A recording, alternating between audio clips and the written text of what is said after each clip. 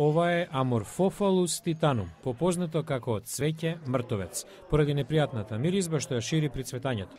Во очекување на процвета, хортикултуристот на музеот Зак Стейтон минал многу бесони ноќи. Она што го прави да биде ретко е што во дивината на Суматра е во опасност од изумирање и тешко е да се донесе до стадиум на цветање. Некои луѓе чуваат вакви цвеќиња по 15 или 20 години, но немале можност да видат како цветаат. Среќни сме што овој процвета. Непријатната миризба е трик со кој продолжува циклусот на природата.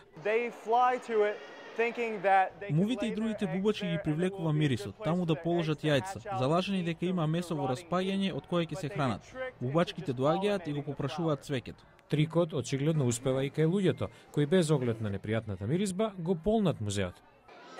Мириса како лук, но расипан лук. Мириса на расипано месо. Најдобро прашајте ја Ненси Грег, која работи во музеот. Дневно мора да мине неколку часа во просторијата каде се наоѓа цветот.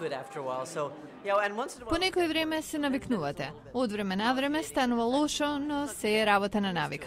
По само неколку часовно цветање и смрдеа, цветот почна да вене. Наредната средба е работа на прогноза. За 10 години, 20 или никогаш.